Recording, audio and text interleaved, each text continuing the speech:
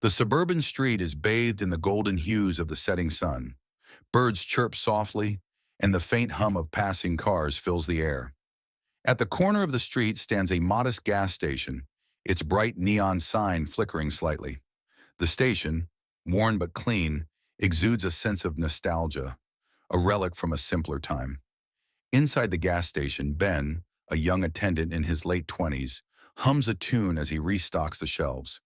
He has a kind face, framed by slightly messy brown hair and glasses that slide down his nose as he works. Ben is not just an employee, he's the heart of this little gas station, always greeting customers with a warm smile and genuine interest in their lives. A framed photo behind the counter shows Ben and an older man, his father, standing proudly in front of the gas station on its opening day. It's clear this is more than a job for Ben. It's a legacy. Since his father's passing, Ben has worked tirelessly to keep the station afloat. A regular customer, an older woman, enters. She greets Ben like an old friend, and they chat briefly about her grandchildren. Ben helps her carry a bag of snacks to her car. As she drives away, she waves, and Ben waves back, his smile lingering. The station settles into its usual rhythm as twilight descends. A few cars pull up to the pumps, and Ben steps outside to assist a man struggling with the card reader. His customer service is effortless, and his demeanor so genuine that the man chuckles, tipping his cap in thanks before driving away. As the evening stretches on, the streets grow quieter. Inside, the store's fluorescent lights flicker slightly, casting a soft glow over the shelves lined with snacks, drinks, and travel necessities. The faint buzz of a small radio on the counter plays an old rock tune. Ben leans on the counter, flipping through a worn notebook filled with sketches and notes, designs for inventions, ideas for small businesses, and scribbled reminders of the goals he hopes to achieve someday. The calm is suddenly interrupted by an old rusty sedan pulling into the lot. The car screeches to a halt, and the sound of its door slamming echoes into the quiet night. Ben glances up, his expression curious but unbothered. He straightens up, ready to greet the customer. A figure steps out, the hood of his jacket pulled up, and his movements sharp and hurried. The man doesn't head for the pumps, but instead walks straight toward the store. The doorbell jingles, but this time, it sounds different. Less cheerful, more jarring. The man enters, his face partially obscured, and glances around the store with quick, furtive movements. He makes eye contact with Ben, but there's no smile in return. Ben's warm greeting falters slightly, his instincts sensing something off. The atmosphere, once light and welcoming, feels heavy and charged, like the calm before a storm. As the man moves deeper into the store, Ben instinctively reaches under the counter, his fingers brushing the silent alarm button. He doesn't press it yet, but his posture stiffens, his every sense on high alert. The hooded man steps farther into the store, his movements sharp and deliberate. The sound of his boots echoes on the linoleum floor, cutting through the quiet hum of the gas station. Ben watches him closely, his friendly demeanor intact but tinged with subtle apprehension. The man pauses near a shelf of snacks, his hands lingering on a bag of chips, then quickly moves to the refrigerated drinks section. His head swivels as if checking for cameras or other customers. Ben clears his throat, trying to keep the mood light. "Let me know if you need help finding anything." His voice is steady but betrays a hint of nervousness. The man doesn't respond, instead grabbing a bottle of soda and heading toward the counter. As he approaches, Ben instinctively straightens up. The man sets the soda down, reaching into his pocket. For a brief moment, Ben hopes he's pulling out a wallet, but instead the man produces a small silver handgun. "Open the register. Now!" The man's voice is low and gravelly, but it shakes slightly, betraying his nerves. Ben's heart pounds in his chest, but he forces himself to stay calm. Slowly, he raises his hands in a placating gesture. "All right, man, take it easy. No need to hurt anyone." The man gestures impatiently with the gun. "Just do it!" Ben turns to the register, his hands trembling as he punches in the code. The familiar ding of the drawer opening seems deafening in the otherwise silent store. Ben begins to gather the cash, carefully placing it on the counter. The man's eyes dart around the store, checking the windows and the door. He shifts his weight nervously, glancing outside. "Hurry up!" he snaps, his tone more desperate than angry. Ben nods, keeping his movements slow and deliberate. He hopes to buy time, praying the silent alarm he pressed earlier has alerted the authorities. He sneaks a glance at the man, noticing the way his hands tremble on the gun. This isn't a hardened criminal. It's someone scared and desperate. Just as Ben places the last of the cash on the counter, the door jingles again. A young woman in her mid-20s enters, earbuds in, oblivious to the scene unfolding in front of her. She's scrolling on her phone as she heads toward the coffee machine. "Hey, stop right there!" the man shouts, turning the gun toward her. The woman freezes, her eyes widening as she processes the situation. She drops her phone with a clatter, raising her hands in the air. "Please," she stammers, her voice trembling. I, I didn't see anything. I'll leave. Just don't hurt me." The man steps back, his movements frantic. "No, you're not going anywhere. Both of you, behind the counter." He gestures wildly with the gun, his breathing erratic. Ben steps forward slightly, his hand still raised. "Look, she doesn't need to be involved. Let her go. It's just me you want, right?" The man shakes his head violently. "I said both of you. Move!" Ben exchanges a glance with the woman, trying to convey reassurance. They both step behind the counter, their movements slow and deliberate. The distant roar of a motorcycle engine grows louder, cutting through the tense atmosphere. The motorcycle screeches to a halt outside the gas station, and the headlights beam through the glass doors. The door jingles, and a man steps inside, dressed in a black leather jacket and jeans, a motorcycle helmet tucked under his arm. It's Keanu Reeves. He removes his helmet, surveying the scene with a calm, confident demeanor.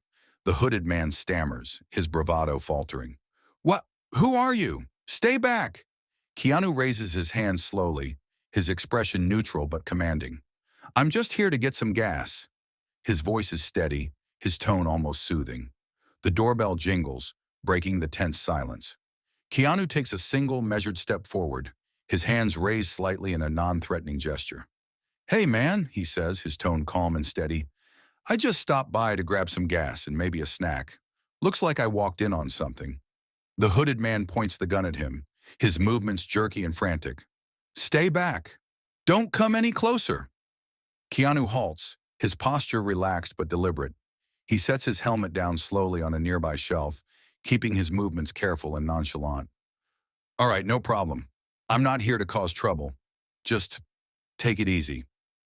"What's your name?" Keanu asks, his voice low and even. The question catches the robber off guard. He stammers, "Well, what?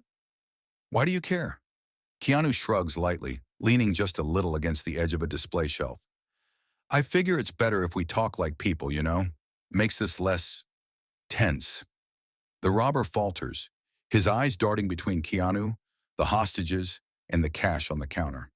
"It doesn't matter, just stay back."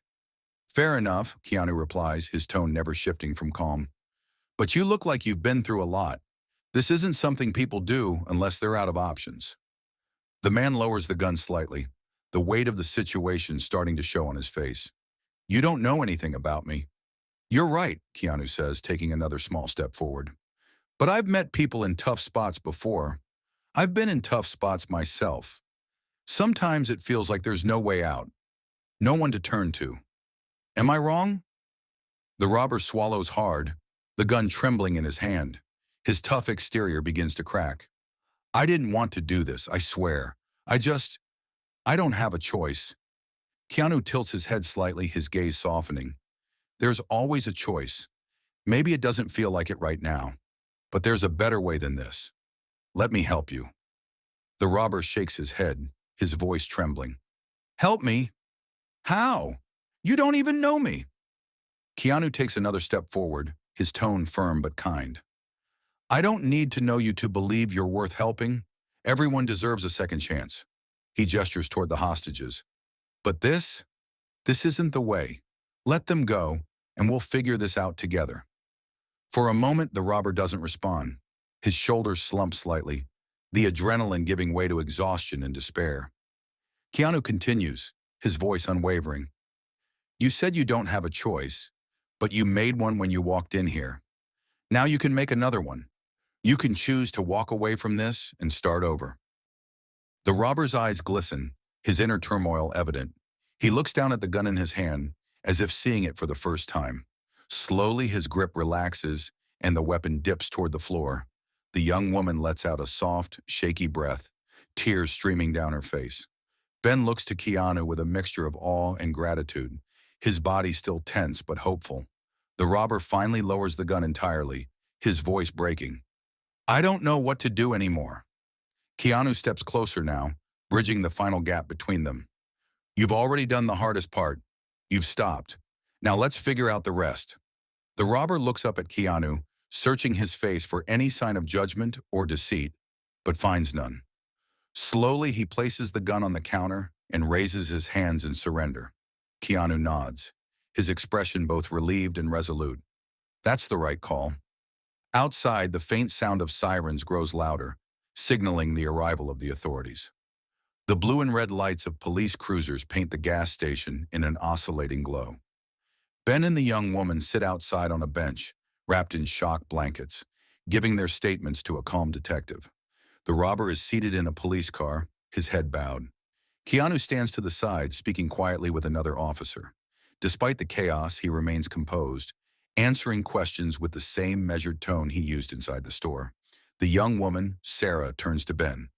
"I can't believe what just happened," she whispers. "And that guy, he just talked him down like it was nothing." Ben nods, his eyes still following Keanu. "I've never seen anything like it. It was like he could see right through him." Detective Martinez approaches Keanu, her notepad out. "Mr. Reeves, we'll need you to come down to the station to give a formal statement."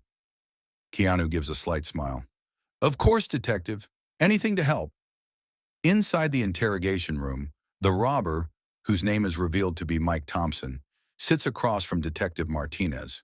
The earlier bravado is completely gone, replaced by a defeated slump. "Tell me what happened," Martinez says, her voice firm but not unkind. Mike takes a deep breath. "I lost my job 3 months ago. Construction work dried up. I've got a kid, Emily. She's 7. Her mom's been fighting cancer, and the medical bills." He trails off, looking down at his hands. Martinez listens, her expression softening slightly. "So you thought robbing a gas station was the answer?" "I didn't see another way," Mike says, his voice breaking. "I was desperate.